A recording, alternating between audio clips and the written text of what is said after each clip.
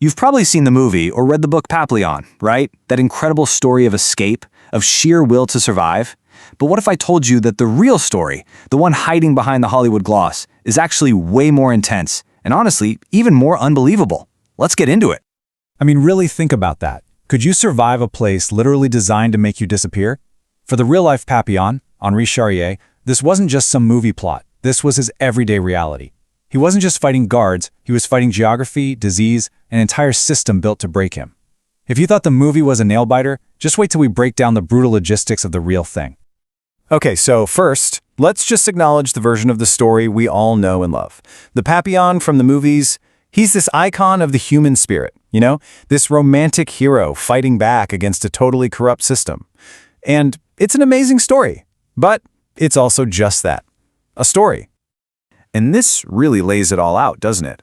On one side, you've got the movie myth, the adventure, the heroism. And on the other, you have the brutal reality of what it actually took to survive. So what we're going to do is peel back that shiny Hollywood layer to get to the grim, grinding machine that was the real Devil's Island. So let's talk about the real place. We're not talking about a film set here. We're talking about the French penal colony in French Guiana back in the 1930s. And you got to understand, this wasn't just a jail. This place was engineered with a very, very specific purpose in mind. So what even is a penal colony?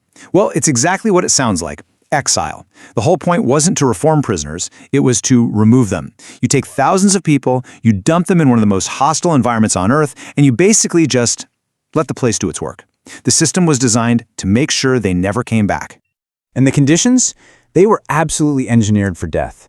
We're talking a malaria-infested swamp for a home. The geography itself was the real prison warden. You had shark-filled waters on one side and a jungle so dense you couldn't get through it on the other. Then you throw in sadistic guards and a system that didn't just allow for a high death rate, it pretty much depended on it. You were sent here to die. Period. And just let this sink in for a second. The reputation of this place was so terrifying, the odds of getting out alive were so close to zero that for a lot of the men there, dying was actually seen as the easier, more realistic way out. That's the level of hopelessness we're dealing with. So who was the guy at the heart of all this?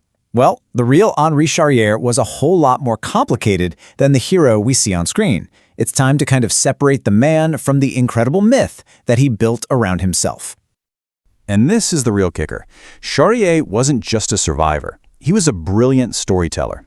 It's pretty much accepted now that his book Papillon is a mashup of his own story and the stories of countless other inmates he met. He was a master at spinning his own legend, making it larger than life. And maybe he had to, maybe the raw, fragmented truth was just too grim to tell on its own. All right, now for the main event. Let's forget the dramatic movie escapes for a minute. How did anyone, Charrier included, actually pull off an escape from a place that was built to be escape-proof? This wasn't just guts. This was a logistical miracle of defiance. And that's the absolute key to understanding this. You couldn't just fight your way out. You couldn't just make a run for it. You had to be smarter than the system itself. Every single escape attempt, successful or not, was basically a master class in strategy, in patience, and in finding the tiny, tiny cracks in a wall that looked completely solid. So how did they do it? Well, it really came down to three things. First, just sheer, unbelievable human endurance, the ability to put up with starvation, sickness, everything. Second, strategic ingenuity. That means learning guard schedules, knowing the ocean tides, understanding how people think.